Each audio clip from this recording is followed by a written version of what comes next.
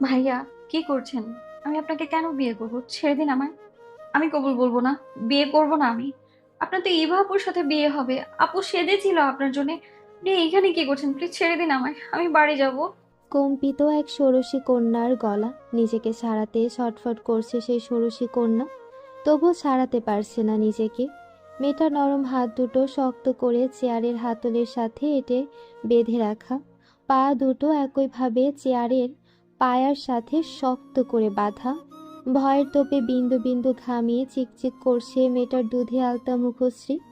নাকের ডগায় মৃদুমন্দ ঘাম জমেছে, লালচে বর্ণ ধারণ করেছে নাকের ডগার সাথে সাথে নেত্রপল্লব। ভয় বুক দুরু দুরু মেয়েটার। এতক্ষণ ভয় লাগেনি, এখন সব রাজ্যের ভয় ঘিরে ধরেছে ছোট্ট হৃদয়। সামনের চেয়ারে সামনের দিকে ঝুঁকে বসে আছে 23 বছর বয়সী রুডভিক কাভীর রুদ্র, কাভীর পরিবারের ছোট ছেলে। রকচটা স্বভাবের বেপরোয়া ছন্নছাড়া বদমেজাজি রুক্ষ একটা ছেলে, যার কাছে কারোর পরোয়া নেই। সে এই মেয়েটার আর কি বা পরোয়া করবে। হাতে হুইস্কির বোতলর পরপর অনেকগুলো বোতল খালি করেছে লাস্ট 2 ঘন্টা ধরে। মেয়েটার ভয়ার্থ চিৎকারে বিরক্ত হয়ে নেশালো কণ্ঠে বজ্র ধমক দিল রুদ্র। চুপ, একদম চুপ। আমার উপর উচ্চস্বর পছন্দ নয় আমার। চুপচাপ যা বলছি তাই করবে, তাহলে ছেড়ে দেব। এই সাদা ভাল্লুকটা তোকে যা বলতে বলেছে তাই বল, ছটফট বল, ফাস্ট। শেষের কথাটা কণ্ঠ চিপে দাঁত পিষে বলল। ভয়ে শুষ্ক ঢোক গেল সামনের জুব্বা পরিহিত দাড়িওয়ালা মৌলবি লোকটা। চোখে মুখে তার বীভৎস আতঙ্ক, কপালে আরো ঘাম জমেছে, গলা শুকিয়ে আসছে এই ছেলের ক্ষুব্ধ ভাবমূর্তি দেখে। তিনি ঢোক গিলে কপালের ঘাম মুছলেন, মাথার টুপিটা খুলে পকেটে ঢোকালেন। কম্পিত হাতের কলমটা কাগজে বসিয়েছে থেমে থেমে আবার বললেন গুটিয়ে যাওয়া মেয়েটার উদ্দেশ্যে। তো তো তো তো তোমার তোমার নামটা আরেকবার বলো মা। বানান করে বলবে কেমন? বানান ভুল করলে বিয়ে হবে না মা, হবে না। মেয়েটা ফুপিয়ে কেঁদে উঠল, এবার হাত পা ছোড়াছুড়ি করার চেষ্টা করে চেঁচিয়ে উঠল। বলবো না আমি। কিছুতেই বলবো না। করবো না আমি বিয়ে। ছেড়ে দিন আমায়। আমার ব্যথা লাগছে হাতে। ভাইয়া প্লিজ ছেড়ে দিন না।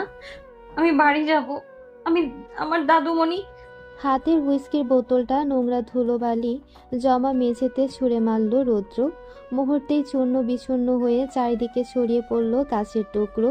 চমকে সিঁঠিয়ে গেল মেয়েটা, শ্বাস আটকে নিয়ে চুপ হয়ে গেল ধক করে। রৌদ্র হুংকার ছাড়ল। শাট আপ রমেশ, যদি আর একবার এসব ফ্যাচ করিস না তাহলে মুখ ভেঙে দেবে তোর। তোকে তুলে এনেছি আমি, এত সহজে ছাড়ার জন্য নয়। আগে আমার কাজ হবে, তারপর ছাড়বো তোকে। তোকে ছাড়বো, তবে কবির পরিবারে নিয়ে গিয়ে বউ হবি তুই। কবির পরিবারের রুডভিক কবির রৌদ্রের বউ, বুঝলি? কবির পরিবারের বেপরোয়া ছেলের বউ হবে তুই। এই বেপরোয়া ছেলেকে নাকি কেউ বিয়ে করবে না বলেছে আমার বাপ, তাই তো ওই রাস্কেলটা পেয়ে গেছে।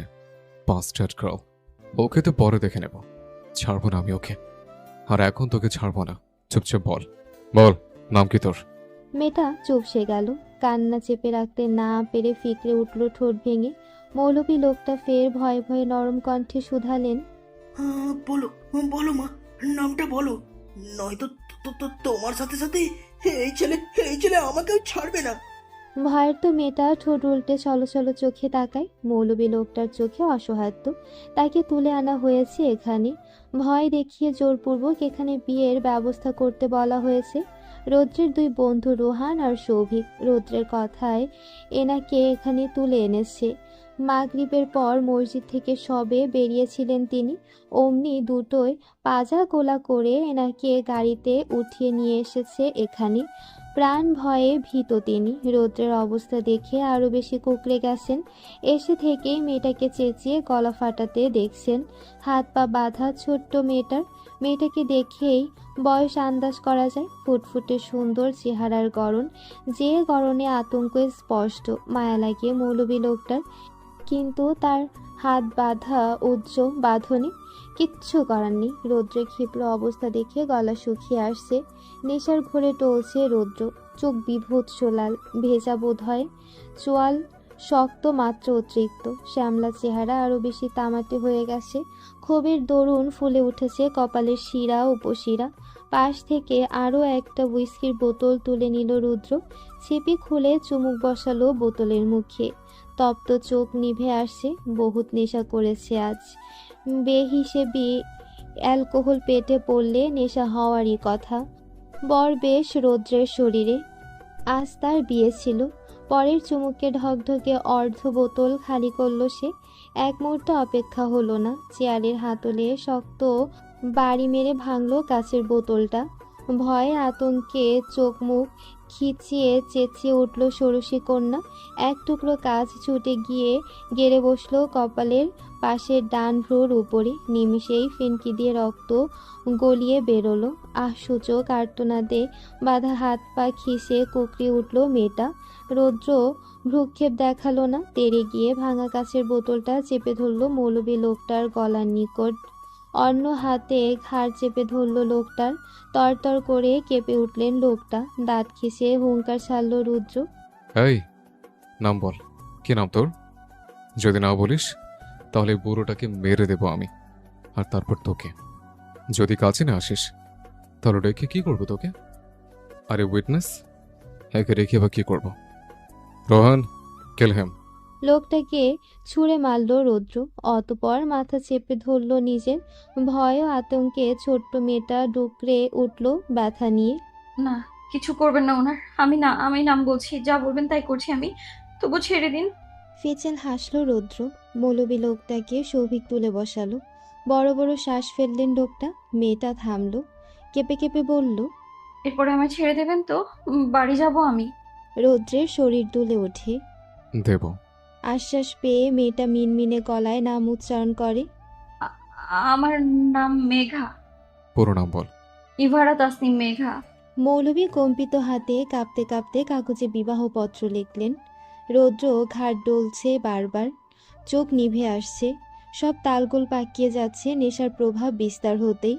রোহান একবার আর চোখে তাকালো সৌভিকের দিকে। রৌদ্রাজ প্রচুর অ্যালকোহল খেয়েছে। ওরা বারণ করতেও সাহস পায়নি, কারণ আজ এখানে যা হচ্ছে সবটার পেছনে ওরাই দায়ী। ওদের দেওয়া তাড়নার জন্য রৌদ্রের বেপরোয়ানা বেড়েছে আজ। এই পুচকে মেয়েটাকে তুলে এনে বিয়ের জন্য ফোর্স করছে রুডভিক কবির রুদ্র। সবটাই সৌভিক আর রোহানের দেওয়া উটকো ডেয়ারের ফল এসব। পরিস্থিতি বিগড়ে গেছে, আর সামলানো সম্ভব নয়। রৌদ্রকে থামানো সম্ভব নয় এই মুহূর্তে। থামানো গেলে এই অবধি জল গড়াতো না। ভ্রু নাচালো সৌভিক। নেশার টাল সামলাতে না পেরে পেছনের দিকে পিছিয়ে ধপ করে মেঝেতে পড়ে গেল রৌদ্র। অমনি ধক করে উঠে ছুটে গেল দুই বন্ধু। রোহান বিচলিত হয়ে বলল, Rudy bro, are you okay? Roudro ঝটকা মেরে দূরে সরালো রোহানকে। Don't touch me. দূরে সর। ওই সাদা বিয়ারটাকে ফার্স্ট হাতে চালাতে বল। সময় নেই আমার হাতে। মৌলভী কেঁপে কেঁপে দ্রুত হাত চালালেন। মেঘা কাঁপছে তীর তীর করে। কপালের কাছটায় চিনচিনে ব্যথা অনুভব হচ্ছে। রক্ত গড়িয়ে পড়ছে চোখের কার্নিশ বেয়ে। চোখে ঝাপসা দেখছে মেয়েটা। রৌদ্রকে এই মুহূর্তে খ্যাপাটে কোনো পাগলের থেকে কম কিছু লাগছে না। মেঘা কোথাও কি ভালো ভেবে ভাব জমাতে গেল, আর এই উটকো লোকটা এখানে তুলে আনলো ওকে। ঠোঁট কামড়ে ফিকরে ফিকরে উঠছে মেঘা। বাধা হাত কসলাচ্ছে। মৌলভী লোকটা একটু থেমে বললেন, কাবিন নামায় দেনমোহর উল্লেখ করতে হয়। কত উল্লেখ করব বাবা? রৌদ্র বুঝল না। নেশার ঘোরে অস্পষ্টে বলল, দেনমোহর কি? এটা স্ত্রীর সম্মানসূচক অধিকার। বিয়েতে দেনমোহর দিতে হয়। কত দিতে হয়? সামর্থ্য অনুযায়ী দিতে হয়। হ্যাঁ হ্যাঁ, সামর্থ্য অনুযায়ী। মদ গেলা টাকা পাই না, আমার আবার সামর্থ্য। বলেই শেরওয়ানির পকেটে হাত ঢোকালো। পকেট ফাঁকা, কিছুই নেই ওর কাছে। দুলতে দুলতে মাথা ঝাঁকায় রৌদ্র। সামনের পকেটের পাশে একটা ফ্লাওয়ার পিন লাগানো, স্বর্ণের তা। ছেলেদের স্বর্ণ পরতে নেই। রৌদ্রের মা এটা শেরওয়ানিতে লাগিয়ে দিয়েছেন তাই। রৌদ্র হ্যাচকা টানিয়ে সেটা খুলল, বাড়িয়ে দিয়ে বলল, এটা দিয়ে দিন।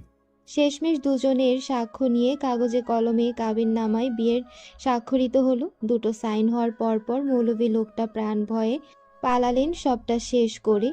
রৌদ্র ইশারা করতেই মেঘার হাতের বাঁধন খুলে দিল সৌভিক। অমনি প্রাণ ফিরে পেল মেঘা, উঠে দাঁড়ালো। রৌদ্রকে নিজের দিকে টলতে টলতে এগোতে দেখে কয়েক কদম পেছালো মেয়েটা।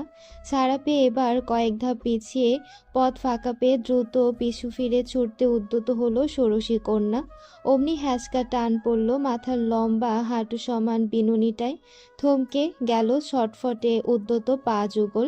ব্যথায় কুঁকড়ে উঠল মেঘা। রৌদ্র বিনুনিটা হাতে পেঁচিয়ে ঝটকা মেরে মেঘার ছোট্ট দেহটাকে টান মেরে এনে ফেললো নিজের বুকের উপর। ছোট্ট ষোড়শী কন্যার চুলের মুঠি শক্ত করে চেপে ধরল। চোখ মুখ খুঁজে হাত ছুঁড়ে কুঁকিয়ে উঠল মেঘা। রৌদ্র নিভু চোখে মেয়েটার ব্যথাতুর মুখ পানে তাকিয়ে দাঁত কিরমিরিয়ে বলে হিসিসি, কোথায় পড়াচ্ছে স্টুপিড গার্ল? ভাইয়া ছেড়ে দিন প্লিজ, লাগছে আমার। আপনি বলেছিলেন আপনি আমার বাড়িতে যেতে দেবেন। দেব তো, তবে সেটা কবির মেছনে। এখন আমার সাথে যাবি তুই, আমার সাথে চল। আমার বাড়িতে আমাকে বাঁধার জন্য বউ প্রয়োজন। বলছিস তুই আমার বউ, এই তো তুই আমাকে বিয়ে করলে। এবার চল, আমার বাপকে গিয়ে তোর সাথে পরিচয় করিয়ে দিই। দেখাই তার রেকলেস ছেলেকে কেউ একজন বিয়ে করেছে। একটা ভেঙেছে তো কি হয়েছে, আরেকটা তো জুটেছে। তুই জুটেছিস, নিজে এসছিস আমার কাছে, আর ছাড়ছি না তোকে। Let's go wifey. চুলের মুঠি ছেড়ে হাত ধরে টানতে গেলে ঝাড়া মেরে রৌদ্রের হাত ছাড়ালো মেঘা। সর্বশক্তি দিয়ে গলা চিরে চিৎকার করলো এক পর্যায়ে, ইউ বিস্ট! যাব না আমি আপনার সাথে, আপনি খুব খারাপ। আমি বাড়ি যাব, আমার দাদুমণি অসুস্থ, চিন্তা করবে আমার জন্যে। যেতে দিন আমায়। রৌদ্র তেতে ওঠে, ঘাড় ডোলে আবারও। ঘাড় ঝুঁকিয়ে এবার চেপে ধরে মেয়েটার নরম চোয়াল। রিজেকশন? আমাকে? I hate it, I hate rejection. চোয়াল ছাড়তে মেঘা কিরমিরিয়ে ওঠে ক্ষোভের বশে। এতক্ষণের তৈরি করা জমানো ভয় এক ঝটকায় উপড়ে ফেলে, খিসে ফেলে চোখ মুখ। ঝাপসা চোখে জ্বলন্ত আগুনের ঝিলিক বয়ে যায়। রৌদ্রের লম্বাটে চেহারার তুলনায় ওর ছোট্ট চেহারাখানা নগণ্য। মেঘা শূন্য মস্তিষ্কে দুই হাতে শেরওয়ানির কলার টেনে ধরল রুদ্রের। বৃদ্ধা আঙ্গুলে ভর করে শরীর উঁচিয়ে আকস্মিক দাঁত চেপে ধরল রৌদ্রের গলার নিকট। দাঁত বসিয়ে সর্বশক্তি নিয়োগ দিল সেখানটায়। নেশায় টাল রৌদ্র চোখ খিঁচল। কপালের শিরা উপশিরা ফুলে উঠল ধপ করে। রোহান আর সৌভিক ছুটে আসতে গেলে হাত উঁচিয়ে বাধা দিল রৌদ্র। নিজেই কিরমিরিয়ে ঝটকা মেরে ছিটকে ফেলল মেয়েটাকে। দু কদম পেছাতেই সৌভিক সামলে নিল মেঘাকে। রৌদ্র গলায় হাত বসায়, চিনচিন করে ওঠে গণ্ডদেশ। তরতর করে ক্ষুব্ধতা বাড়ে রৌদ্রের। তেড়ে গিয়ে কিছু না ভেবে সজোরে একটা থাপ্পড় বসায় মেঘার গালে। মাথা চড়কে ওঠে মেঘার, চক্কর দিয়ে ওঠে আশপাশ। থাপ্পড়ের টাল সামলে ওঠার আগেই ওর গলা চিপে ধরল রৌদ্র। খড়খড়ে শক্ত হাতে সর্বোচ্চ শক্তি দিয়ে চেপে ধরল চিকন মেলি গ্রীভা। দাঁত খিঁচুনি দিয়ে উঠল, স্পর্ধা দেখাস আমার? হেটুকু একটা সস্তা মেয়ে, আমাকে আঘাত করিস? মুহূর্তেই শ্বাস রোধ হয়ে আসলো মেঘার। রৌদ্রকে রোধের চেষ্টা করে বিফল হলো। চোখ উল্টে আসলো মুখশ্রী বিবর্ণ হয়ে। ফর্সা ধবধবে চেহারা রক্তিম বর্ণ ধারণ করলো। এবার বাড়াবাড়ি মাত্রা বেড়েছে। সৌভিক আর রোহান থামালো রৌদ্রকে, টেনে টুনে ওকে দূরে সরালো মেঘার থেকে। সব রাগ ক্ষুব্ধতা ওই মেয়েটার উপর নিংড়ে ঝরছে রৌদ্রের। মেঘা কাঁপছে, ছাড়া পেতেই জোরে জোরে শ্বাস নিতে লাগলো। হিসিয়ে উঠল রৌদ্র, আবার তেড়ে আসতে চাইলো। ওকে ধরে বেঁধে আটকালো সৌভিক। আরে ভাই, পাগল হয়ে গেছিস তুই? অনেক হয়েছে। এই মেয়েটার ওপরে উঠে পড়ে লেগেছিস কেন তুই? অন্যের ঘরের মেয়ে, চিনিস না, চিনিস না, জানিস না। ফোর্স করে যা করেছিস এনাফ হয়েছে। রাগের মাথায় ভুলভাল কিছু করতে যাস না। এখনই যদি কিছু হয়ে যেত ওর। মেঘার শরীর অবশ হয়ে আসে। থাপ্পড়ের পর 5 আঙ্গুলের স্পষ্ট দাগ পড়েছে ফর্সা গালে। উন্মুক্ত গলায় কালচে আঙ্গুলের ছাপ। উল্টানো চোখ জোড়া স্বাভাবিক হওয়ার আগেই ধীরে ধীরে নিভে আসে ওর। রুদ্র শ্বাস জোরালো হয়ে আসে, বুকে আটকায় নিঃশ্বাস। সৌভিক ওকে ধরে রাখার মাঝেই টলে পড়ল মেয়েটা। লুটিয়ে পড়ল সৌভিকের হাত ছাড়িয়ে। লুটে পড়ে সম্পূর্ণ জ্ঞান খোয়ানোর আগে বিড়বিড় করল, ভাইয়া, রাত 10টা, বিলাসবহুল কাবির ম্যানশন। পুরো বাড়ি নানান ফেরি লাইটের আলোয় ঝকঝক করছিল সন্ধ্যা পর্যন্ত। বউ বরণ ছিল যে আজ, এখন ধপ করে নিভে গেছে সব আলো। অন্ধকার নেমে এসেছে অফ হোয়াইট রঙের দেয়ালগুলোতে। বাড়ির ভেতরটা গুমট, স্তব্ধতার রেশ পুরো বাড়িতে। ড্রয়িং রুমে চুপচাপ বসে আছেন বাড়ির সকলে। তোফায়েল কাবির, তৌসিফ কাবির, দুই ভাই পাশাপাশি মুখ ভার করে বসে, মুখ বিভৎস নিরেট উভয়ের। ক্ষুব্ধতা স্পষ্ট তোফায়েল কাবিরের চেহারায়, মাথায় আগুন জ্বলছে এখনো। রুবিনা কাবির জড়সড় হয়ে দাঁড়িয়ে আছেন স্বামীর পেছনে, মুখ খোলার মতো ক্ষীণ সাহসটুকুও কুলাচ্ছে না ভদ্র মহিলার। তোফায়েল কাবির বরাবর গম্ভীর তপ্ত মেজাজি, রাগেন না তেমন, তবে রেগে গেলে সহজে দমেন না। সিঁড়ির নিচে বড় একটা লাগেজ। রুবিনা কাবির সেটার দিকে এক পলক তাকালেন, দৃষ্টি ফিরিয়ে সাহস জুগিয়ে নিভু স্বরে মুখ খুললেন ধৈর্য হারিয়ে। শুনুন না, দেখুন, একটু মাথা ঠান্ডা করুন। এভাবে রাগের মাথায় সিদ্ধান্ত নেবেন না, শান্ত হন আগে। ছেলেটার খোঁজ নিন একটু। রাগের মাথায় ও নিজেও বেরিয়ে গেছে, যদি ভুলভাল কিছু। চুপ করো, কচি খোকা নয় তোমার ছেলে। ভুলভাল করার মতো কি করবে? পেট পুড়ে নেশা করা ছাড়া। আর তুমি শান্ত হতে বলছো আমায়? শান্ত হব আর কত? অনেক হয়েছে, অনেক সহ্য করেছি। বেপরোয়া ছেলের বেপরোয়াপানা। আমাদের স্ট্যাটাস, মান সম্মান সব খোয়া গেছে তোমার ওই ছেলের জন্য। যেটুকু বাকি ছিল আর সেটুকুও জলে ভাসিয়ে দিয়েছে ও ছেলে। বাড়িতে তো আরও দুটো ছেলে আছে, তারা তো ওর বড়, তারা তো অমন হয়নি। ও কেন বেপথে পা বাড়ালো? আজ সব কিছুর লিমিট ক্রস হয়ে গেছে, আজ আর ছাড় পাবে না ও। দুই ভাইয়ের মধ্যে তোফায়েল কাবির ছোট, বড় ভাই তৌসিফ কাবির। তিনি ছোট ভাইয়ের তুলনায় যথেষ্ট ঠান্ডা। তোফায়েল কাবির রকচটা একটু। তৌসিফ কাবির ভাইয়ের রাগ বুঝে ঠান্ডা স্বরে বললেন, হয়েছে, এবার একটু শান্ত হওয়া। রৌদ্র কেমন সেটা কারোর অজানা নয়। আর আজ যা হয়েছে তাতে রৌদ্রের এমনটা করা আমাদের কাছে অস্বাভাবিক হলেও ওর কাছে অস্বাভাবিক নয়। বিয়ে বাড়িতে এমন অনাকাঙ্ক্ষিত ঘটনা ঘটেছে, এতে ইভার কাণ্ড যথেষ্ট দায়ী। ও না পালালে ওর কিছুই হতো না। বিয়ের সিদ্ধান্তটা তো আগে থেকেই নেওয়া হয়েছিল, এবার মতামত নেওয়া হয়েছিল। ওকে তো জোর করা হয়নি বিয়েতে। তাহলে এমন উপস্থিত সময়ে বিয়ে ছেড়ে কাউকে না জানিয়ে পালিয়ে যাওয়া মানে কি? শুরুতেই বাদ সাধলে এমন কিছু হতো না এখন। হতো না বলছো ভাইজান? তখন শুরুতেই বাদ সাধলে আরও বেশি অঘটন ঘটিয়ে বসতো ওই ছেলে। না জানি তখন কি করতো। বিয়ের সিদ্ধান্ত নেওয়া হয়েছিল কার জন্য? ওর জন্যই তো। ও নিজেই তো পাগল হয়ে গিয়েছিল ইভাকে বিয়ে করতে। ভাইয়ের ক্ষুব্ধ মুখশ্রী থেকে চোখ সরিয়ে রুবিনা কাবিরের দিকে তাকালেন তৌসিফ কাবির। শান্ত স্বরে প্রশ্ন করলেন, আদ্র কোথায়? ঘরে। ওকে ডাকো, রৌদ্রের একটা খোঁজ নিতে বলো এখন। তার কথার মাঝেই সদর দরজার দিকে আগমন ঘটল এ বাড়ির ছোট ছেলে রুডভিক কাবির রৌদ্রের। নেশাগ্রস্ত অবস্থায় এলোমেলো পায়ে টলতে টলতে ভেতরে ঢুকল সে, সাথে সৌভিক আর রোহান। সৌভিকের কোলে জ্ঞানহীন একখানা রমণী। ড্রয়িং রুমের সবাই চকিতে তাকালো দরজার দিকে। রৌদ্র ভেতরে পা রেখে চেঁচিয়ে ডাকলো নেশার টালে, তোফায়েল কাবির, কোথায় আপনি? দেখে যান, আমি এসেছি আপনার বেপরোয়া ছেলে। দেখে যান যে একা আসেনি, বউ নিয়ে এসেছে। রুবিনা কাবির ছেলের টালমাটাল অবস্থা দেখে ছুটে গেলেন। রৌদ্র, বাবা এসেছিস তুই? এ কি অবস্থা করেছিস নিজে? ও মম, আমার এই অবস্থা আজ প্রথম দেখছো নাকি? ডাকো তোমার স্বামীকে, তিনি দেখুক এসে আমি বিয়ে করেছি, বউ এনেছি। আমাকে নাকি কেউ বিয়ে করবে না? এই দেখো, হে মেয়েটা বিয়ে করেছে আমায়। কোথায় তোমার স্বামী?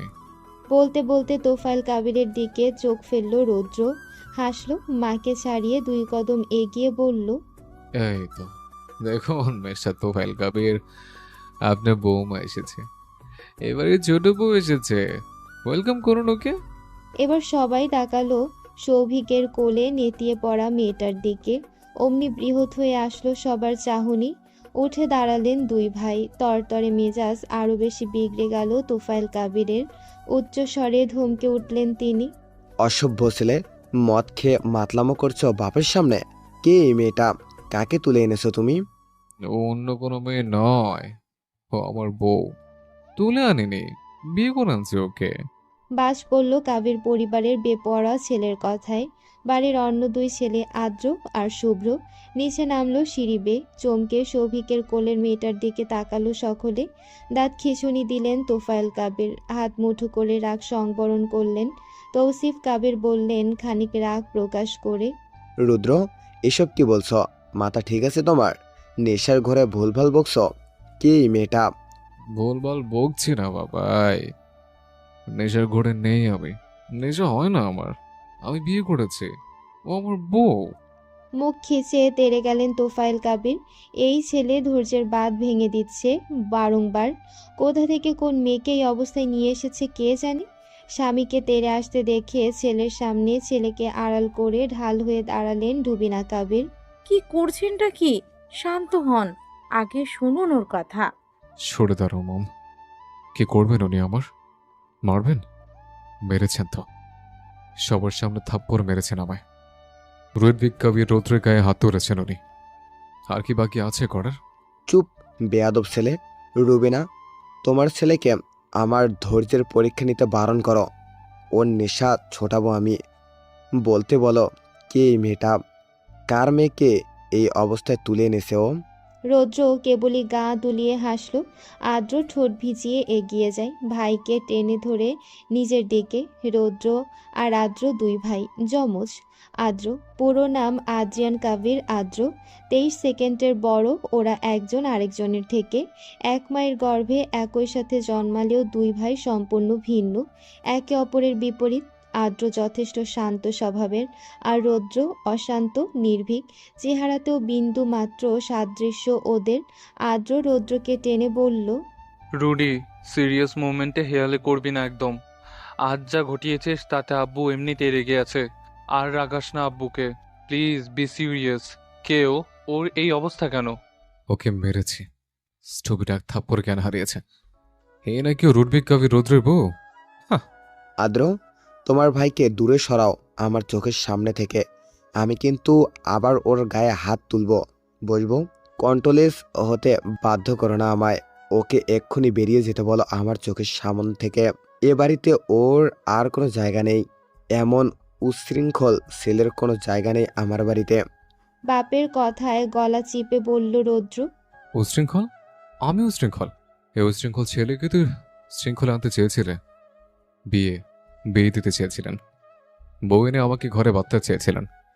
নেন বউ, আপনার উশৃঙ্খল ছেলের বউ। বিয়ে করেছি আমি ওকে, জোর করে বিয়ে করেছি। শোনো রাখুন, ওকে বিয়ে করেছি আমি। তোফায়েল কাবিরের সংযত হওয়ার শক্তি কমে আসে। সৌভিকের দিকে রগ রগে দৃষ্টিপাত করেন তিনি। এরাই তো এই রুক্ষ ছেলের সঙ্গের সাথী। তোফায়েল কাবিরের অমন দৃষ্টিতে ঝট করে চোখ নামায় সৌভিক। গলা ভিজিয়ে মিনমিন করে বলে প্রশ্ন করার আগে, রোজ যা বলেছে একদম ঠিক বলেছে আঙ্কেল। ও ওই মেয়েটাকে বিয়ে করেছে। ফোঁস করে উঠলেন তোফায়েল কাবির। মুহূর্ত বিলম্ব করলেন না আর। সিঁড়ির নিচ থেকে লাগেজটা নিয়ে আসলেন গটগট পায়ে। প্রথমত সেটা ছুঁড়ে মারলেন সদর দরজার বাইরে। অতঃপর নেশাখোর ছেলের দিকে এগিয়ে আসলেন। রুবিনা কাবির আর আদ্রকে উপেক্ষা করে কলার ধরে হিড়হিড়িয়ে টেনে নিয়ে যেতে লাগলেন রৌদ্রকে। নেশার ভারে রৌদ্রের শক্তি দুর্বল হয়ে এসেছে। শরীরে সার নেই বিন্দু মাত্র। কেউ বাধা প্রয়োগের আগেই ছেলেকে বাড়ির বাইরে ছুঁড়ে মারলেন তিনি। গজগজিয়ে উঠল রৌদ্র।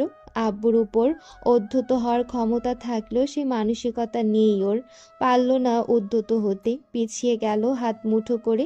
হুঙ্কার ছাড়লেন তোফায়েল কাবির। আজ থেকে এবারের দরজা পুরোপুরি বন্ধ তোমার জন্য। বেরিয়ে যাও। এমন ছেলের কোনো প্রয়োজন নেই আমার। আজ থেকে আমার একটা ছেলে আর একটা মেয়ে, দুটো সন্তানের বাবা আমি। আমার আর কোনো সন্তান নেই। আর কোনো সন্তান ছিল এটা ভুলে যাব আমি। আমার কাছে আজ থেকে মৃত তুমি। ক্ষোভের বশবর্তী হয়ে মুখে যা আসলো তাই বলে ফেললেন তিনি। রৌদ্র নির্বিকার। রুবিনা কাবির মুখে হাত রেখে চেঁচিয়ে উঠলেন, কি সব বলছেন আপনি? চুপ করো তুমি। আমাকে রুখতে আসবে না আজ কেউ। যদি আসো তাহলে আরো কঠিন ডিসিশন নিতে বাধ্য হব আমি। হয় আজ এই বদমাস ছেলে এই বাড়ি থেকে বেরোবে, নয়তো আমি। বলেই গজগজ করে সিঁড়ি বেয়ে উপরে উঠলেন তিনি। আর কাউকে কিছু বলার সুযোগ দিলেন না। তিনি রেগে আছেন, রাগ কমলে সবটা ভুলে যাবেন। তৌসিফ কাবির শান্ত মস্তিষ্কে ধীর শ্বাস ফেললেন, বললেন। রৌদ্র, ভেতরে এসো। রৌদ্র শুনল না, ঝাড়া কণ্ঠে বলল, সৌভিক, ওই ডাস্টবিনটাকে ছুঁড়ে মারে দের মুখে। ওরা থাকুক ওদের ছেলের বউকে নিয়ে। ছেলে নেই আর থাকবেও না। চলে আয়। আজ থেকে আমি মৃত সবার কাছে। এই বাড়ির ছোট ছেলের মৃত। এই বাড়িতে আর ফিরবো না আমি। সৌভিক মেঘাকে সোফায় শোয়ালো। রৌদ্রকে কেউ থামালো না। শুভ্র থামাতে গেলে বারণ করলেন তৌসিফ কাবির। এই মুহূর্তে বাপ ছেলে দুজনেই চটে আছে। রৌদ্র আপাতত বাড়ির বাইরে থাকুক 2 দিন। মাথা ঠান্ডা হলে আবার ফিরে আসবে আপনা আপনি। এমনিতেও মাঝে মাঝে বেশি বাড়াবাড়ি করলে নিজে থেকেই বাড়িতে ফেরে না রৌদ্র। সৌভিকের অ্যাপার্টমেন্টে থাকে দিনের পর দিন। ছেলের যাওয়া মাত্রই রুবিনা কাবির মুখ চেপে কেঁদে উঠলেন। এই ছেলেটার কপালে কি আছে, কেন বুঝতে চায় না ও? এখন না জানি নতুন কোন বিপত্তি বাঁধল। চেনা নেই জানা নেই এই মেয়েটাকে বিয়ের নামে কোন মোড়ে এনে দাঁড় করালো এই ছেলে। সোফার উপর মেঘের নিস্পন্দন দেহখানা পড়ে আছে। কপালের কাছে রক্ত শুকিয়ে জমাট বেঁধেছে ইতিমধ্যে। আদ্র আর শুভ্র একে অপরের দিকে চাওয়াচাই করলো মলিন মুখে। শাহিনা কাবির চুপ ছিলেন এতক্ষণ। এসব দেখে দেখে অভ্যস্ত এবাড়ির সবাই। তবে আজ ঝামেলা বেড়েছে। তিনি বিচলিত হয়ে ছুটে গেলেন মেঘার দিকে। মেয়েটার উপর কেউই ধ্যান দিচ্ছে না। মেয়েটার মুখশ্রী দেখে ভরকান শাহিনা কাবির। গালে স্পষ্ট 5 আঙ্গুলের দাগ, কপাল কেটে রক্ত জমাট বেঁধেছে। কে এই মেয়ে? কি তার পরিচয়? কাবির পরিবার আজ মেতেছে রঙিন আনন্দে। পুরো বাড়িতে উৎসব মুখরতা। কত বছর পর আজ সেজেছে এই বাড়ি। বাড়ির সবাই মেতেছে নতুন আমেজে। এ বাড়ির বড় মেয়ে সিরাত কাবির। বিয়ের পর পদবি পরিবর্তন হয়ে সিরাত নওয়াজ। তোফায়েল কাবিরের বড় মেয়ে সে। তোফায়েল কাবির তৌসিফ কাবিরের থেকে ছোট হলেও বড় ভাইয়ের আগে বিয়ে করেছিলেন তিনি। তার বিয়েটা ছিল প্রেম ঘটিত। তৌসিফ কাবির নিজে দাঁড়িয়ে থেকে ছোট ভাইয়ের বিয়ে দিয়েছিলেন আগে। বড় ভাইয়ের বিয়ের আগেই একটা ফুটফুটে কন্যা সন্তানের বাবা হয়েছিলেন তোফায়েল কাবির। সেই কন্যা সন্তানই সিরাত। আজ সেই সিরাত মা হয়েছে। বিয়ের প্রায় 5 বছর পর মাতৃত্বের স্বাদ পেয়েছে সে। এই নিয়ে খুশির শেষ নেই কাবির পরিবারে। সিরাতের বিয়ের 2 বছর পর থেকে কাবির মেনশনে ঠাঁই হয়েছে ওর। শ্বশুর বাড়িতে ঠাঁই মেলেনি। স্বামীসহ কাবির পরিবারেই বসবাস তার। বিয়ের 5 বছর পেরিয়ে যাওয়ার পর একটা ফুটফুটে কন্যা সন্তানের জন্ম দিয়েছে সিরাত। আজ সেই সন্তানের নামকরণ ধুমধাম পড়েছে কাবির মেনশনে। খুশির জোয়ার নেমেছে। সময়ের জাতকালে পিষ্ট হয়ে মাঝে 5টা বছর কেটে গেছে এর মধ্যেই। এই 5 বছরে বাড়িতে কোনো অনুষ্ঠান হয়নি। শেষবার ধুম পড়েছিল এবাড়ির ছোট ছেলে রুডভিক কাবির রৌদ্রের বিয়ে নিয়ে। কিন্তু সেটাও অযাচিত একটা স্মৃতি হিসেবে রয়ে গেছে। উৎসব ভেঙে শূন্যতা নেমেছিল এ বাড়িতে। রৌদ্রের অনুপস্থিতির শূন্যতা। ছেলেটা সেই যে সেদিন বাড়ি থেকে বেরিয়ে গেছে ক্ষোভের বশবর্তী হয়ে, আর ফেরেনি। দেশেও থাকেনি। পাড়ি জমিয়েছেন অদূরে, সুদূর সুইজারল্যান্ডে। কাবির পরিবারের সবার মুখে আজ উপচে পড়া হাসি। সিরাতের বাচ্চার নামকরণের অনুষ্ঠান ঘরোয়াভাবে 2 দিনের একটা বাচ্চা। আজই দুপুরে হাসপাতাল থেকে ফিরে মা মেয়ে হাসি মুখে হয়েছে হুটোপুটির। বাচ্চাটাকে নিয়ে টানাটানি শুরু হয়েছে সবার মাঝে। বাড়িতে ঢোকা মাত্রই সবার প্রথমে বাচ্চাকে কোলে নিয়েছে শুভ্র। অতি আলগোছে নরম তুলোর মতো ছোট্ট শরীরটাকে কোলে নিয়ে অজস্র চুমু খেলো সে ওর বড় মামা। ইস, ভাগ্নি হয়েছে ওর। আদ্র ছটফট করে হাতাহাতি করছে বাচ্চাকে কোলে নিতে। শুভ্রও ছাড়ছে না। ওর এখনো স্বাদ মেটেনি বাচ্চাকে কোলে নিয়ে। বাকিরা তো অধীর আগ্রহে অপেক্ষা করছে বিচলিত হয়ে। শুভ্রেও আদ্রের বড়। আদ্র উদ্গ্রীবতা ধরে রাখতে পারল না, বলল, ভাইয়া, এবার আমার কোলে দাও না ওকে। হসপিটালেও আমি ওকে কোলে নিতে পারিনি। আগে ওর একটা নাম দেবো, তারপর ছাড়বো ওকে। ওর নাম কি দেওয়া যায় বলো তো? আহিয়ান নওয়াজ আর সিরাত নওয়াজের একমাত্র মেয়ের নাম কি দেওয়া যায়? আহিরাত নওয়াজ। নামটা কেমন? কাল অনেক ভেবে ভেবে নামটা বাছিয়ে করেছি। আপু বলো তো নামটা কেমন হয়েছে? ভাইয়া পছন্দ হয়েছে তোমার? সিরাত আর আহিয়ান কেবলই হাসলো। শুভ্রের বড় সিরাত। সিরাত মুচকি হেসে বলল, তোর পছন্দ হলেই হলো। বড় মামা হিসেবে ওর নামটা না হয় তোর পছন্দেই হোক। অবজেকশন। চিকন মেলে উঁচু কণ্ঠে সবাই তাকালো সিঁড়ির দিকে। এবাড়ির ছোট মেয়ে হাজির, তৌসিফ কাবিরের ছোট মেয়ে, শুভ্রের একমাত্র বোন সাফা কাবির। এতক্ষণ ঘরে ছিল, সিরাতের আসার আভাস পেয়েও নামেনি। এখন নেমে হুটোপুটি করে দৌড়ে আসলো। ভরা গাল হেসে শুভ্রের কোলের বাচ্চাটাকে দেখে উজ্জ্বল হয়ে উঠল, বলল, মাশাআল্লাহ আপু, তোমার মেয়ে তো পুরো আমার মতো দেখতে হয়েছে। এসেছে কাব্য। আমাদের আইরাত পুরো সিরাতাপুর মতো মিষ্টি হয়েছে, তোর মতো চুনোপুটি হয়নি। শুভ্রের কথায় মুখ ভেঙচায় সাফা। ভাইয়া, মোটেও আমি চুনোপুটি নই, আর ও তো আমার মতোই হয়েছে। আর ওর নামটাও আমিই রাখবো। ওর একমাত্র খালামণি যে নাম রাখবে সেটাই গ্রহণযোগ্য হবে। পুরো 1.5 ঘন্টা ধরে গুগল করে নাম সিলেক্ট করেছি আমি। ওর নাম আলিশা নেওয়াজ। চুপ করবি? আমি ওর নাম যেটা রেখেছি সেটাই হবে। তোর ওসব আলিসা এলিশা ওসব কিচ্ছু রাখা হবে না। ভাইয়া, ওহ, থামবি তোরা? এসেছিস থেকে শুরু করেছিস, সিরাতকে একটু বিশ্রাম নিতে দিবি তো? হসপিটাল থেকে ফিরেছে মেয়েটা। এসব নাম রাখারাখি সন্দেহ হবে, এখন নয়। এখন বাচ্চাকে মায়ের কোলে দিয়ে যে যার ঘরে যা। শাহিনা কাবিরের কড়া ধমকে থামলো দুই ভাই বোন দুটো। সব সময় এমন, বয়স বেড়েছে কিন্তু বাচ্চামো যায়নি খুনসুটি পনায়। তোফায়েল কাবির আর তৌসিফ কাবির সোফায় বসে ওদের কাণ্ড দেখছেন আর মিটিমিটি হাসছেন। রুবিনা কাবির ব্যস্ত কিচেনে। শুভ্রের কোল থেকে বাচ্চাটাকে নিজের কোলে নিল আদ্র। অমনি যেন প্রাণ ফিরে পেল সে। সিরাত এদিক ওদিক তাকিয়ে সাফাকে উদ্দেশ্য করে নরম নিচু স্বরে বলল, ও কোথায়? ঘরেই আছে। জ্বর কেমন হলো এখন? কমেছে? টেম্পারেচার কমেছে একটু, এখন ঘুমিয়েছে। আদ্র ভাইয়া একটু আগেই জ্বর মেপে ওষুধ খাইয়েছে। দুপুর গড়িয়ে সন্ধ্যা। বাড়িতে টুকটাক মেহমান এসেছেন। ড্রয়িং রুম মুখরিত। সিরাত বাচ্চাকে কোলে নিয়ে বসে আছে সবার মাঝে।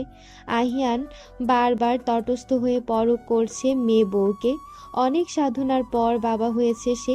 এই সুখের জন্য কত কি পেরোতে হলো, কত ঝড় ঝাপটা পেরোলো, অবশেষে সে বাবা হয়েছে। রুবিনা কাবির আর শাহিনা কাবির মেহমানদের আপ্যায়নে ব্যস্ত।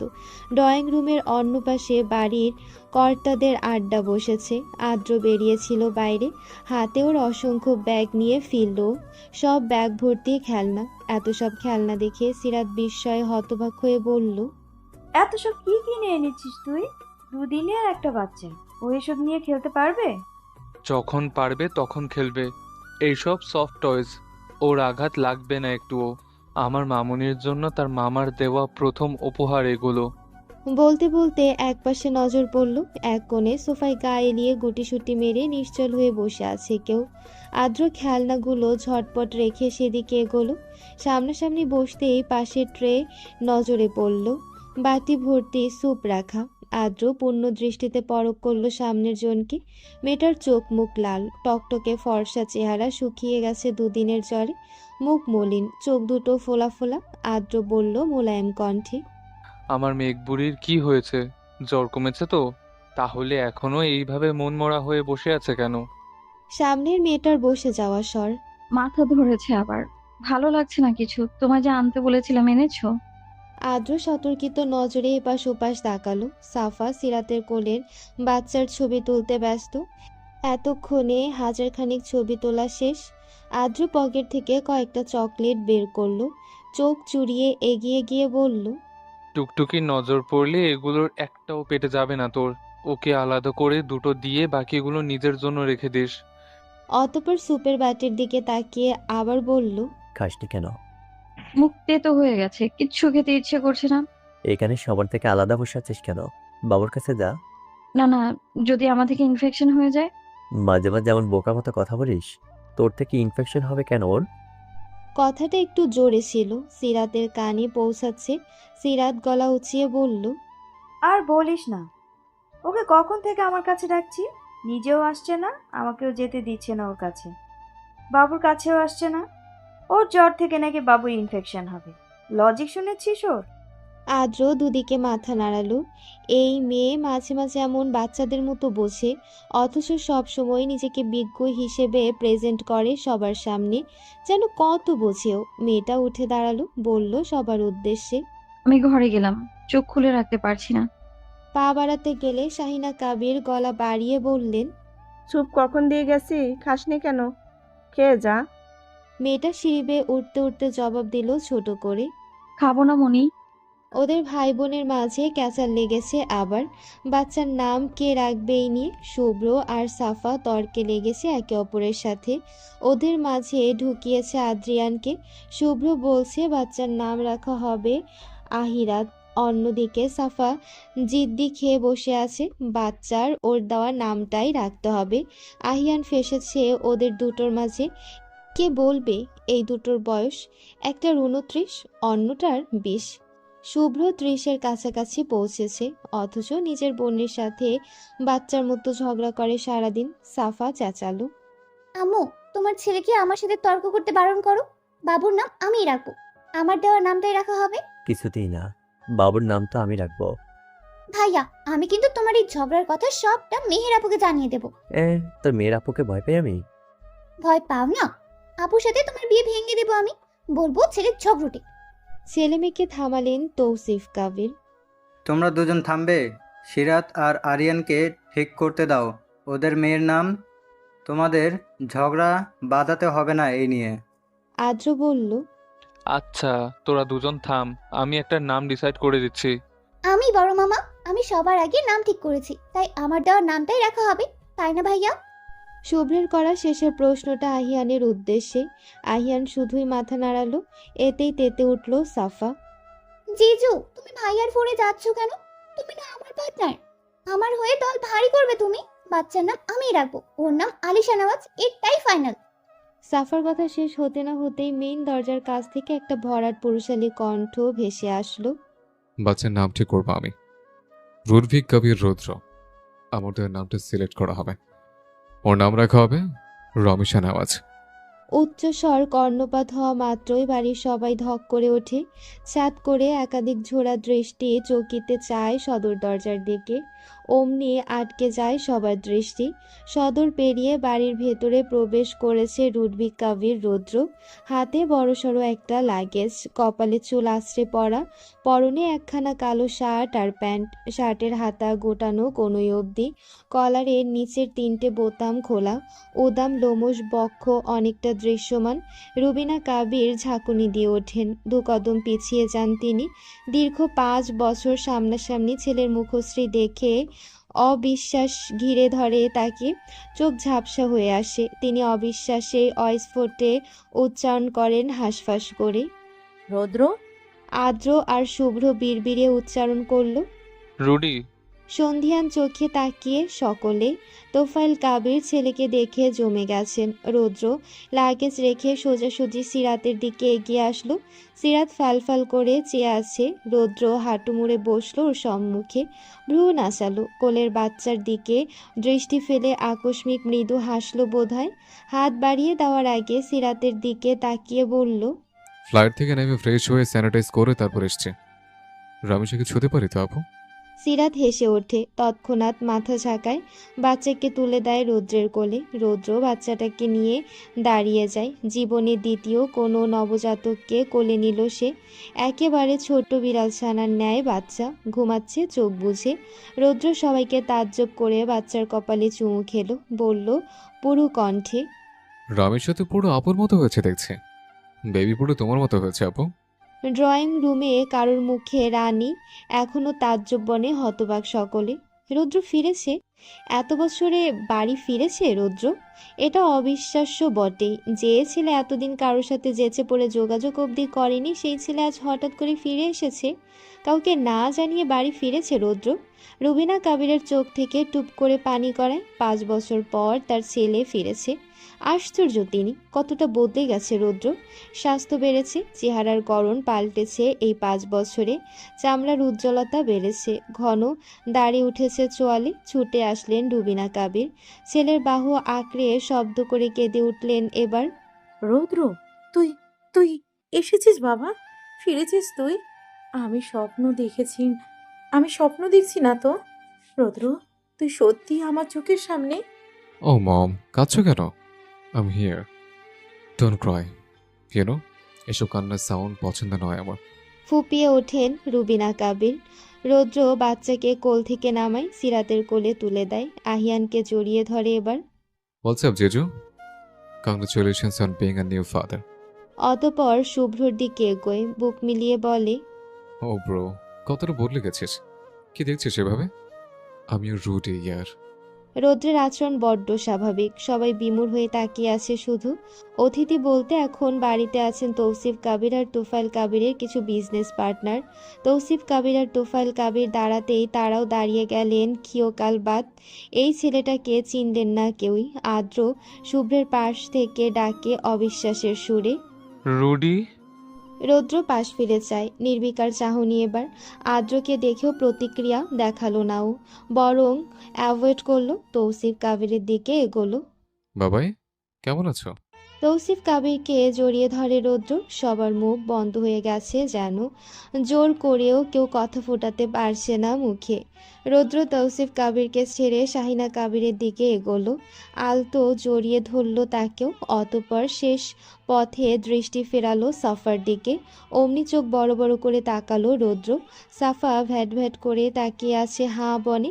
রৌদ্র যখন বাড়ি সারল তখন ওর বয়স 14 পেরিয়ে 15-র কোঠায়।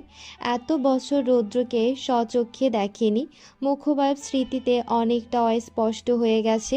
রৌদ্র তো ঠিকঠাক যোগাযোগও করতো না, মাঝে মাঝে শুভ্র ফোন করলেও অডিও কলে কথা বলতো। এত বছরে ভিডিও কলে দুবার কথা হয়েছে কিনা তাও সন্দিহান। রৌদ্র সাফাকে দেখে কৌতুক স্বরে বলল, আরে টুকটুকি, হাউ আর ইউ সিস্টার? কত বড় হয়ে গেছিস তুই। তোকে সে পিচ্ছি গাব্বু দেখেছিলাম। কেউ কোনো কথা বলছে না। হল রুমে রবিনা কাবিরের ফোপানোর শব্দ ভেসে আসছে খানিক বাদ বাদ। রৌদ্র গা মোড়ালো, ঘাড় ডলল। নিজের প্রতি কারোর প্রতিক্রিয়া না দেখে সিঁড়ির দিকে পা বাড়াতে বাড়াতে বলল, আই হোপ আমার ঘর আমারই আছে। আমি চললাম ঘরে। মম, আমার লাগেজ আমার ঘরে পাঠিয়ে দিও। আপাতত টায়ার্ড আমি। বলেই ধপাধপ পা ফেলে সিঁড়ি বেয়ে উঠল রৌদ্র। নিচে মূর্তবনে অবিশ্বাসে তাকিয়ে রইল সকলে। রৌদ্র সবার সাথে কথা বলল, অথচ নিজের বাপের দিকে একটা বারও ফিরে চাইল না ভুল করেও। তোফাইল কাবির আধো ঝাপসা চোখে দেখেই গেলেন ছেলেকে। রৌদ্রের এমন হঠাৎ ফিরে আসার ব্যাপারটা সিরাত একটু একটু জানতো। রৌদ্রের সবচেয়ে কাছের মানুষের মধ্যে সিরাত সবার আগে। সিরাতের সাথে রোজ কন্ট্যাক্ট ছিল ওর। বাড়ির কারোর সাথে জোর করেও কথা বলার চেষ্টা করেনি।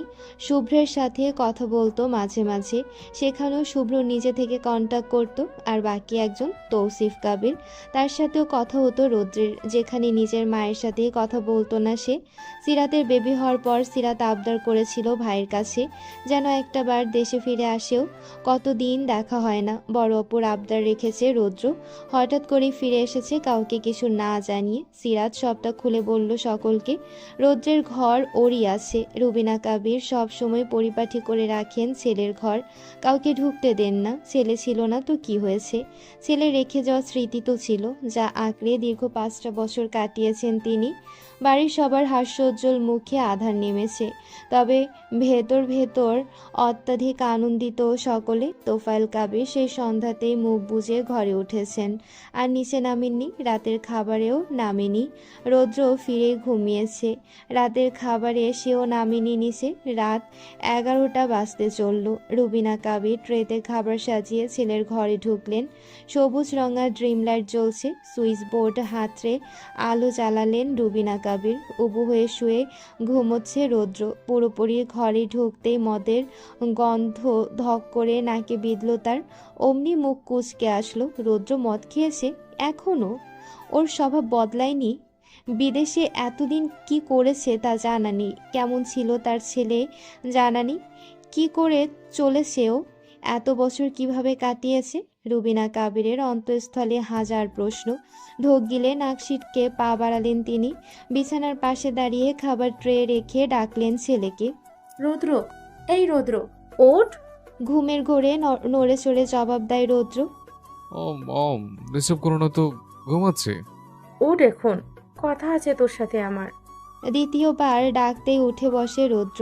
গা মুড়িয়ে হাই তোলে, চোখ ডোলে মায়ের দিকে তাকায়। রুবিনা কাবির বসেন ছেলের পাশে, ছলছল চোখে চেয়ে কান্না চেপে বললেন, বদলাসনি তুই এখনো মদ? ও মম, আমি রুডবিক কফির রৌদ্র। আমি কেন বদলাবো? তবে একটু বদলেছে, না বদলালে ফিরে আসতাম না এই বাড়িতে। আমার কথা এত বছরে তোর একটা বারের জন্য মনে পড়েনি? পড়েছেন তো, আপুর থেকে সবসময় খোঁজ নিয়েছি তোমার। খোঁজ নিয়েই কাটিয়েছিস, দেখার ইচ্ছে হয়নি মাকে? হয়েছে, তোমার ছবি ছিল আমার কাছে, সেখানে দেখেছি হাজারবার।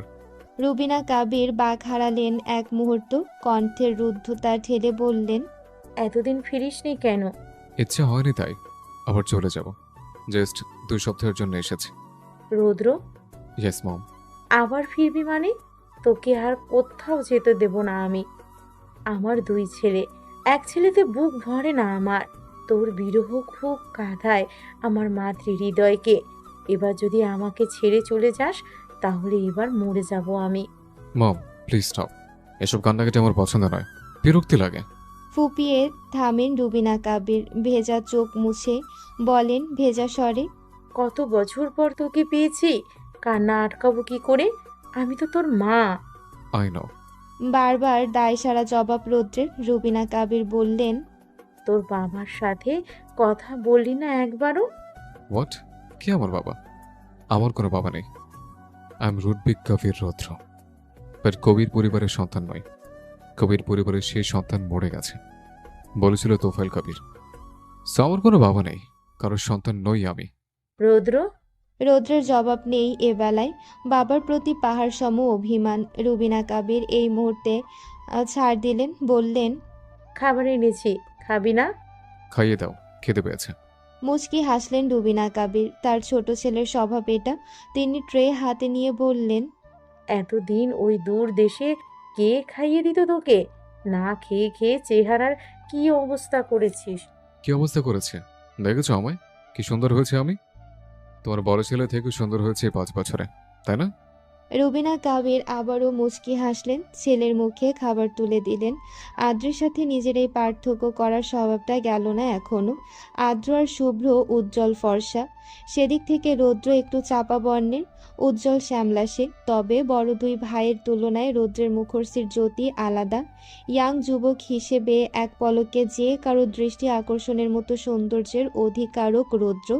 আগের তুলনায় অনেক বদলেছে, পেশি বেড়েছে। এত বছর পর ছেলেকে দেখে বারবার আনন্দের অশ্রুতে চোখ ভিজে যাচ্ছে রুবিনা কাবিরের। ছেলেকে খাইয়ে দেওয়ার পাশাপাশি ভরার চোখে চেয়ে চেয়ে দেখছেন তিনি। রৌদ্রের দাম্ভিকতা বরাবর বেশি, তাই তো সে বেপরোয়া। এখন কি হবে এই বকে যাওয়া ছেলের? ও কি একটু বদলায়নি? আবার চলে যাবে বিদেশ? না, কিছুতেই না। রুবিনা কাবির আর ছাড়বেন না ছেলেকে, কিছুতেই ছাড়বেন না। সকালের মিষ্টি রোদ বারান্দার ফাঁক গলিয়ে ঘরে প্রবেশ করা মাত্রই চোখ মুখ কুঁচকে আসে রৌদ্রের। রোদের তীর্যক রোশনি সোজাসুজি আছড়ে পড়েছে উজ্জ্বল শ্যামলা শক্ত চোয়ালে মুখের ওপর। রৌদ্র চোখ বুঝতেই বিরক্তিতে মুখ খিচে নিল। দীর্ঘ 5 বছর পর এভাবে রোদের ঝলকানিতে ঘুমে ব্যাঘাত ঘটল ওর। নতুবা যেখানে থাকতো সেখানে রোদের তীব্রতা লেশমাত্র ছিল না। একেই কাল দেশে ল্যান্ড করার পর থেকে তপ্ত আবহাওয়ায় মানিয়ে নিতে সমস্যা হচ্ছে। দীর্ঘ 5 বছর এক স্থানে থেকে সেখানকার ওয়েদারের সাথে মিশে গেছে রৌদ্র। শুষ্ক পরিবেশ সয়ে গেছে গায়ে। রৌদ্র বেশিক্ষণ চোখ বুজে থাকতে পারল না। চরম বিরক্তি নিয়ে ঘুমে ভার অক্ষি যুগল তড়াক করে খুলল। বিরক্তিতে অস্ফুট গালিসূচক শব্দ উচ্চারণ করল মুখে। চোখ মেলা মাত্রই রোদের সোনালি আলোর ঝলকানিতে চিকচিক করে উঠল রৌদ্রের অসিত মণিযুক্ত অক্ষি যুগল। মুখ বিভৎস নীরের। বারান্দার দিকে তাকাতেই বিরক্তির মাত্রা বাড়ল। পর্দা সরিয়ে রেখেছে কে? এই সকাল সকাল ঘুম ছুটে গেল ওর। যদিও সকালে রৌদ্রের তীব্রতা নেই বিন্দুমাত্র, তবুও ক্ষুব্ধ হলো রৌদ্র। মাথা চেপে ধরে দাঁত কিরমিরিয়ে উঠে বসল সে। ঘরে পুরো দমে এসি চলছে, পেটানো শরীর উন্মুক্ত। আগের তুলনায় শরীরের শক্ত মাংসপেশি বহু ঠিকরে বেরিয়ে আসতে চাইছে যেন। আগের তুলনায় রোগা পাতলা ছিল একটু। রৌদ্র মাথার এলোমেলো চুলগুলো 2 হাতে খামচে ধরে বসে রইল কিছুক্ষণ। অতঃপর ছেড়ে দিয়ে এক হাতে ব্যাক ব্রাশ করে চুলগুলো ঠেলে দিল পেছনের দিকে। নামলো বিছানা ছেড়ে।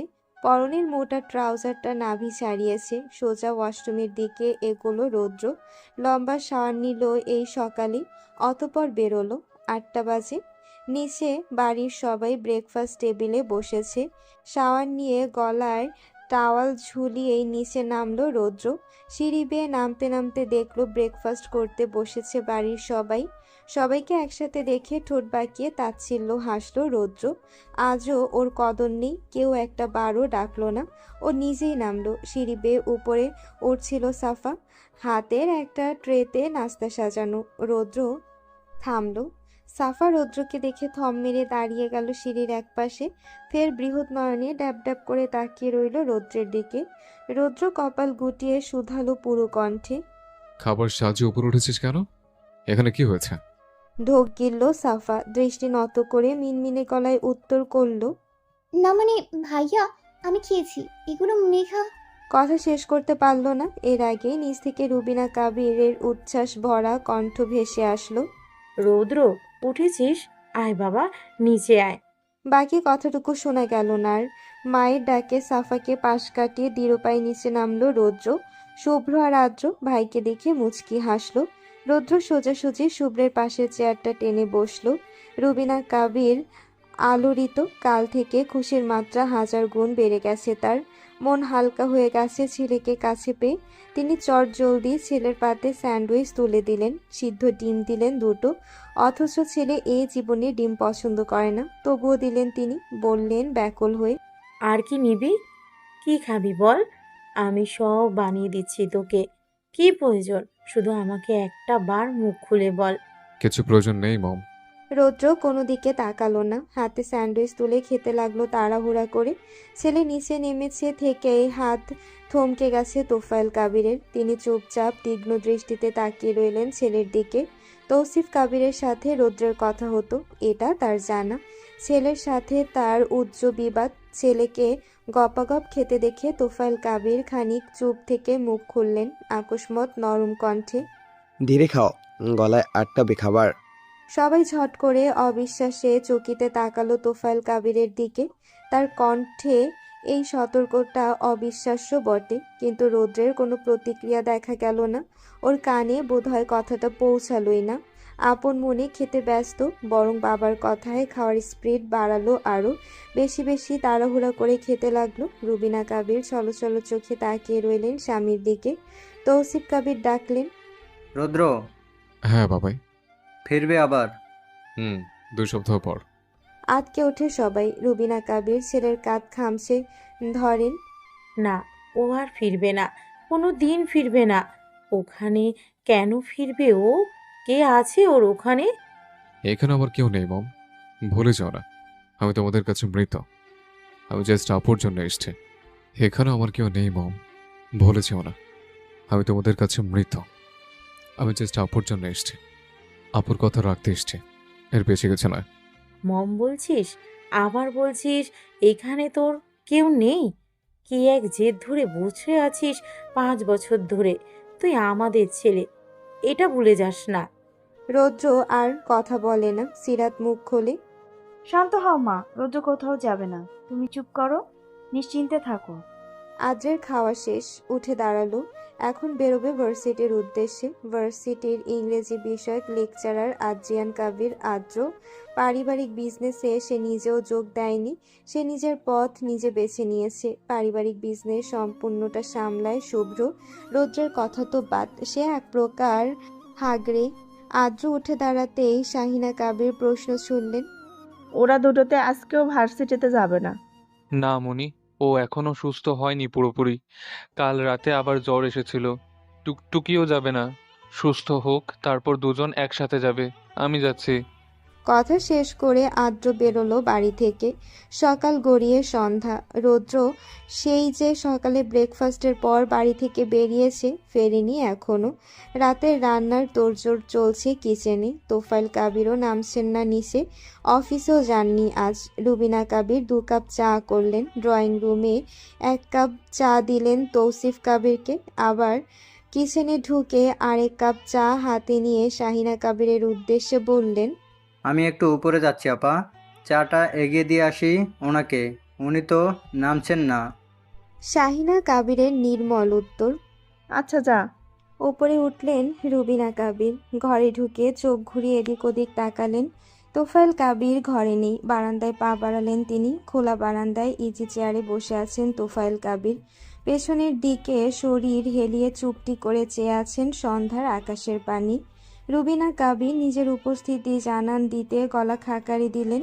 নড়ে চড়ে উঠলেন তোফায়েল কাবির। রুবিনা কাবির চায়ের কাপ এগিয়ে দিয়ে বললেন, ভাইজান একা একা বসে আছেন নিচে, আর আপনিও এখানে চুপচাপ বসে আছেন, নিচে চলুন। চায়ের কাপ হাতে নিয়ে উত্তর করলেন তোফায়েল কাবির, তুমি যাও। এখানে বসে থেকে কি করবেন? কিছু না, একা থাকতে দাও আমায়। যাও এখান থেকে। এত অনুশোচনায় দগ্ধ করবেন না নিজেকে। মোটেও আমি অনুশোচনায় নেই। দেখতেই পারছি, আর দেখেই আসছি গত 5 বছর ধরে।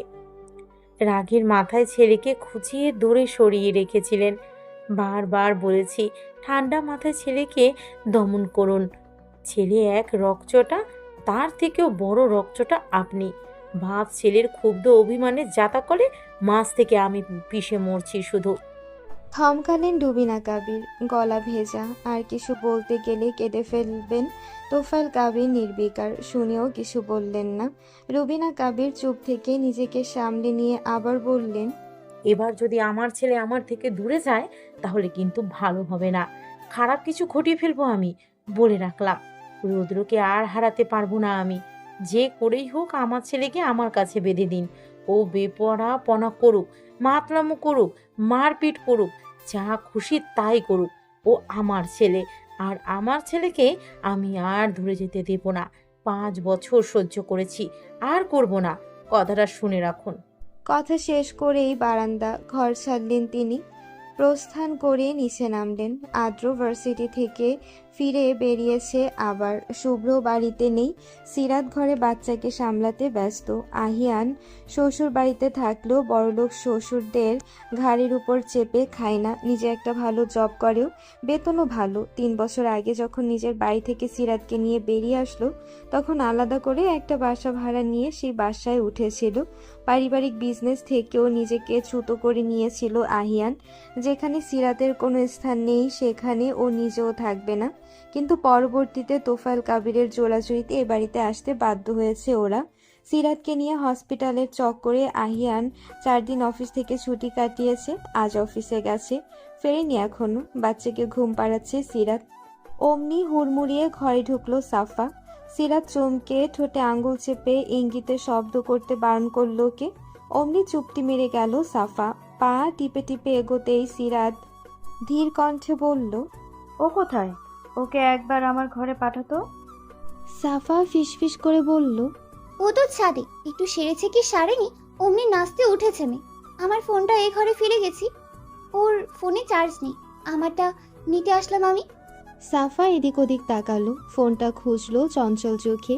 বেডসাইড টেবিলের উপর ওর ফোনটা পেয়েই সেটা নিয়ে আবার ছুটতে উদ্যত হতেই সিরাত ভট কণ্ঠে আদেশের সুরে বলল, ওকে আমার ঘরে পাঠা, বলবি সিরাত আপু এক্ষুনি ডেকেছে। না আসলে ওর খবর পরে করছি আমি। সাফা কোনো রকমে শুনে ছুটলো ছাদের দিকে। ছাদের 2 দিকে 2টো বাল্ব জ্বলছে। আধার নেমেছে। এক কোণে দাঁড়িয়ে আছে মেঘা। পরনে একটা ঢিলেঢালা ফ্রক আর স্কার্ট, হাঁটু সরানো, লম্বা কেশরাশি এলোমেলো করে খুলে রাখা। এই ভর সন্ধ্যায় মৃদুমন্দ হাওয়া চুলগুলোকে এলোমেলো করে দিচ্ছে আরও। ওড়নাটা পেঁচিয়ে বাঁধা কোমরে। আজ আর জ্বর নেই। লাস্ট 4 দিন থেকে জ্বরে ভুগেছে মেয়েটা। আজ অনেকটা সুস্থ। ছাদে উঠল 4 দিন বাদ। এতদিন ঘরবন্দি লাগছিল নিজেকে। 2 বাল্বের আলোয় ঝকঝক করছে মেয়েটার সুশ্রী সুন্দর চেহারাখানা। হাত নাড়িয়ে নাড়িয়ে গুনগুন করছে রেলিং ঘেঁষে দাঁড়িয়ে। অমনি হুটোপাটি করে ছাদে উঠল সাফা। এক নিঃশ্বাসে ছুটে এসেছে। হাঁপিয়ে গেছে পুরো। সাফা এগিয়ে গিয়ে জোরে জোরে শ্বাস নিতে লাগলো।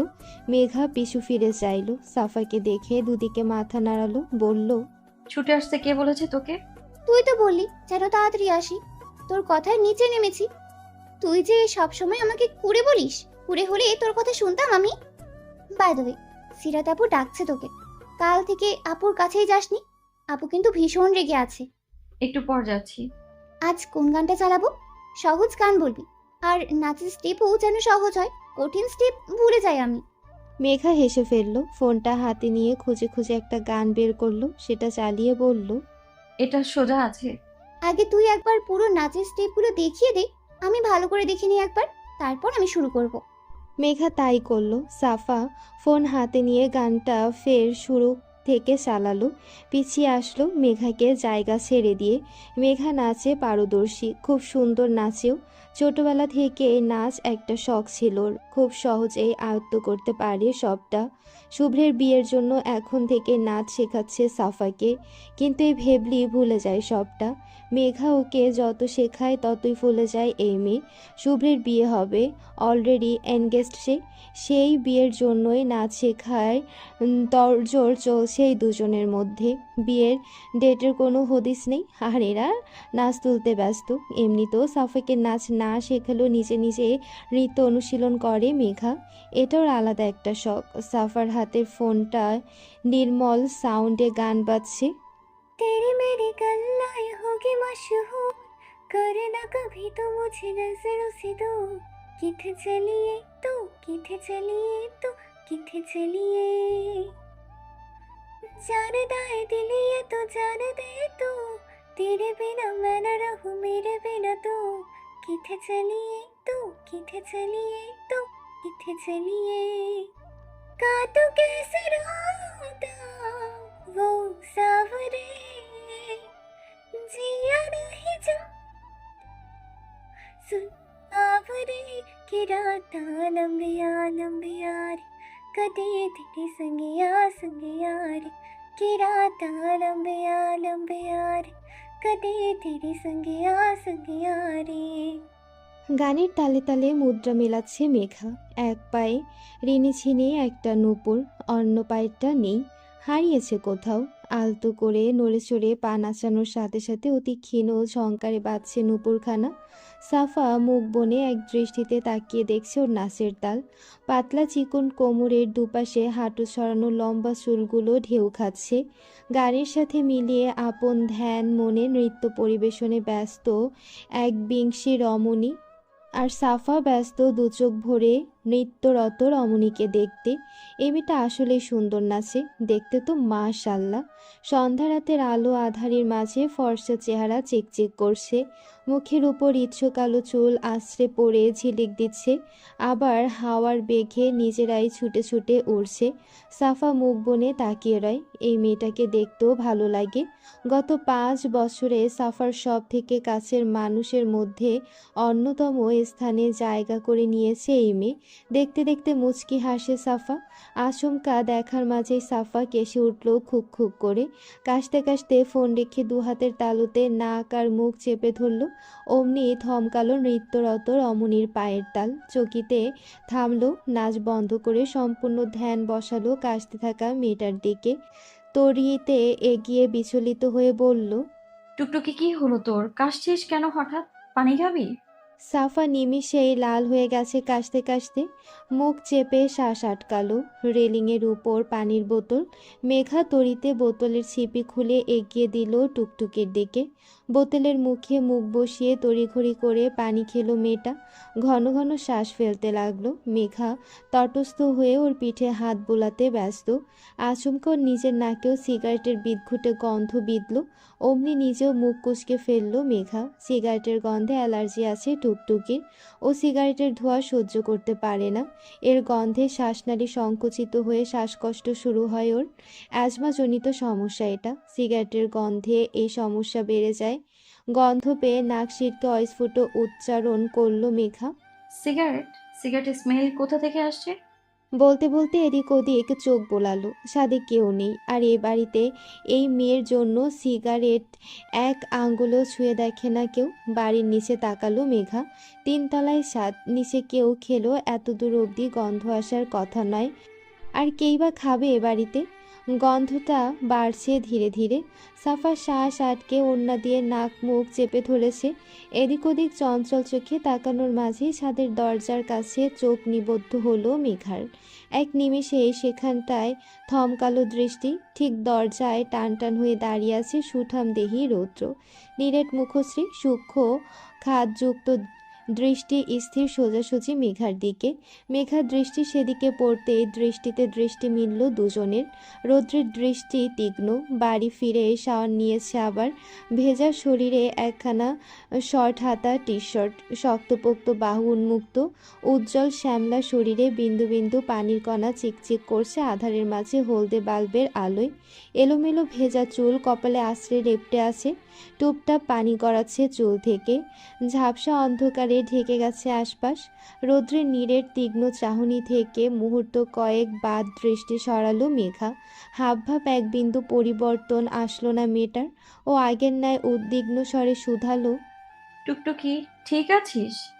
নিচে চল এখন, এখানে থাকতে হবে না। এতক্ষণে টুকটুকিও তাকালো দরজার দিকে। রৌদ্রকে দাঁড়িয়ে থাকতে দেখে আঁতকে উঠল। পর মুহূর্তে তরাক দৃষ্টিতে মেঘার দিকে তাকালো। মেঘার মাঝে ন্যূনতম পরিবর্তন না দেখে ফের ভয়ার্ত দৃষ্টিপাত করলো রৌদ্রের দিকে। রৌদ্রের কম্পনহীন চাহনি এখনো মেঘার পানে আবদ্ধ। দুই আঙ্গুলের ভাঁজে সিগারেটটা ক্ষয়ে ক্ষয়ে পড়ছে। আঙ্গুলের ডগায় এসে জ্বলন থামতেই আগুনের ঝিলিকে ছিটকে ওটাকে ফেলে দিল রৌদ্র। স্ফুলিঙ্গে পড়ল আঙ্গুলের ডগা। হাত ঝেড়ে মুখে বিরক্তিসূচক শব্দ উচ্চারণ করে দাঁত পিষল চরম ক্ষুব্ধতায়। হাতটা ঝাড়া মারল বেশ কবার। পুনরায় দৃষ্টি তোলার আগে মেঘা টুকটুকির হাত টেনে ধপাধপ পা ফেলে এগিয়ে আসলো দরজার দিকে। রৌদ্র ঠায় দাঁড়িয়ে। ওর ভাবগতিক দুর্বোধ্য। এই মেয়েটাকে হয়তো চিনতে পারল না, আবার হয়তো চিনল। মেঘা টুকটুকির হাত টেনে সোজা দরজার কাছে পাশ কাটালো রৌদ্রকে। দু কদম এগোতেই রৌদ্রের ভরাট কণ্ঠ ভেসে আসলো,